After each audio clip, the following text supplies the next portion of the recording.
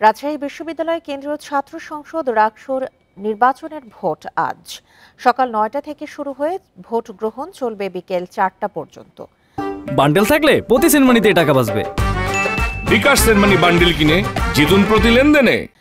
নির্বাচনকে ঘিরে এরই মধ্যে প্রস্তুত করা হয়েছে ভোট কেন্দ্রগুলো। সকালে রাকসুর নির্বাচন কমিশন অফিস থেকে ভোট কেন্দ্রগুলোতে পাঠানো হবে নির্বাচনী সরঞ্জাম। ৩৫ বছর পর অনুষ্ঠিত হতে যাওয়া নির্বাচন ঘিরে ক্যাম্পাসে বাড়ানো হয়েছে নিরাপত্তা। জাল ভোট প্রতিরোধে শিক্ষার্থীদের ইউনিক কার্ড যাচাই সহ বিভিন্ন ব্যবস্থা নেওয়ার কথা জানিয়েছে নির্বাচন কমিশন। এছাড়া প্রতিটি কেন্দ্রই থাকবে সিসিটিভির নজরদারিতে। ৯টি একাডেমিক ভবনের 17টি কেন্দ্রে ভোট দেবেন শিক্ষার্থীরা। রাকসু নির্বাচন নিয়ে আরো জানাতে এই মুহূর্তে যোগ দিচ্ছেন আমাদের সহকর্মীরা। শুরুতেই যোগ দিচ্ছেন আমাদের সহকর্মী মুস্তাফিজুর রহমান।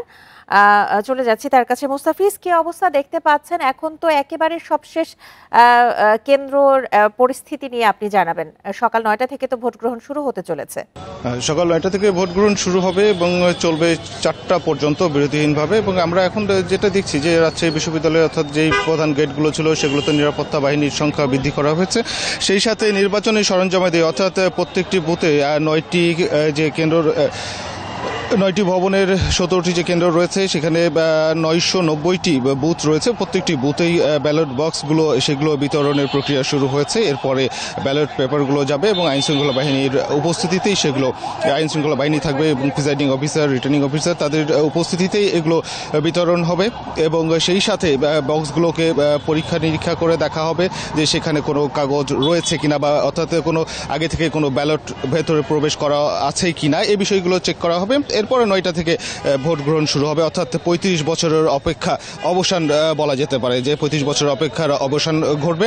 তা আমরা এখন পর্যন্ত দেখেছি যে নিরাপত্তা বাহিনীর যে অবস্থা, নিরাপত্তা আইন অর্থাৎ আইন শৃঙ্খলা বাহিনীর পক্ষ থেকে জানানো হয়েছে যে রাজশাহীতে এর আগে ২০০০ পুলিশ সদস্য মোতায়েনের কথা বলা হলো, সেটি পরে বৃদ্ধি করা হয়েছে। এখন পর্যন্ত ২৩০০ পুলিশ সদস্য মোতায়েন করা হয়েছে এবং বহিরাগতদের প্রবেশ একেবারেই নিষিদ্ধ। সেই সাথে শিক্ষার্থীরা প্রবেশ করলে তাদের আইডি কার্ড ছাড়া ক্যাম্পাসের ভিতরে প্রবেশ করতে পারবে না এবং অন্য কেউ বিশেষ করে যারা কর্মকর্তা কর্মচারী রয়েছেন তারাও প্রবেশ করতে চাইলে তাদের পরিচয়পত্র দেখিয়েই তারা প্রবেশ করতে পারবেন। এবং এখানে প্রত্যেক ৩ স্তরের নিরাপত্তা ব্যবস্থা রাবিতে মোতায়েন করা হয়েছে। সেই সাথে মেটাল ডিটেকটিভ সহ যে চেকিং যে বিষয়গুলো রয়েছে, তাছাড়া কেউ কিন্তু ভেতরে প্রবেশ করতে পারবে না। আর ভোটের পদ্ধতি যদি বলা হয়ে থাকে, আমরা যতটুকু দেখেছি যে এখানে শিক্ষার্থীরা জাল ভোট যদি কেউ দিতে চায় সেই ক্ষেত্রে প্রশাসনের পক্ষ থেকে যে ব্যবস্থাটি করা হয়েছে, এখানে যে অমোচনীয় কালির যে বিষয়টি রয়েছে এখানে তারা বলেছেন যে উন্নত মানের কালি ব্যবহার করা হবে, নির্বাচন কমিশনের পক্ষ থেকে বলা হয়েছে। সেই সাথে কোনো শিক্ষার্থী ভোট দিতে গেলে তাকে ৩ স্তরের নিরাপত্তা অর্থাৎ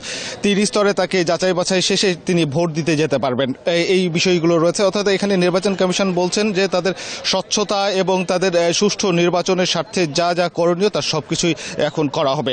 এবং এই ক্ষেত্রে আইন শৃঙ্খলা বাহিনীর পক্ষ থেকেও কিন্তু একটি বার্তা দেওয়া হয়েছে যে এখানে কেউ বিশৃঙ্খলা করার চেষ্টা করলে কোনো প্রকার ছাড় দেওয়া হবে না। কে কোন দলের বা মতের সেগুলো তাদের কাছে বিবেচ্য বিষয় নয়, তাদের অর্পিত দায়িত্ব সেটি তারা পালন করবেন। এবং এখানে সুষ্ঠু নির্বাচনের স্বার্থে রাবি প্রশাসনকে সহায়তা করতেই মূলত এখানে প্রশাসন বিশেষ আইন শৃঙ্খলা বাহিনী যারা রয়েছেন তারা এখানে মোতায়েন রয়েছেন। এবং সেই সাথে আমরা দেখেছি যে এর আগে 12 প্লাটুন র্যাব এবং 6 প্লাটুন বিজিবি এরা স্ট্রাইকিং ফোর্স হিসেবে রয়েছে। সেই সাথে তারা টহল দিবেন এবং যে কোনো মুহূর্তেই তারা প্রশাসনের সহায়তার জন্য সর্বদা প্রস্তুত থাকবেন, এটিও কিন্তু আইন শৃঙ্খলা বাহিনীর পক্ষ থেকে জানানো হয়েছে। আর আমরা এখন পর্যন্ত দেখেছি যে রাজশাহী বিশ্ববিদ্যালয়ের যে কেন্দ্রগুলো রয়েছে প্রত্যেকটি নিরাপত্তা দ্বারা বেষ্টিত রয়েছে। প্রত্যেকটি বুথ কিন্তু আইন শৃঙ্খলা বাহিনী অবস্থান করছেন এবং সুষ্ঠু নির্বাচনের অপেক্ষায় এখন বলা যেতে পারে রাবি। এই ছিল রাজশাহী বিশ্ববিদ্যালয় থেকে সর্বশেষ।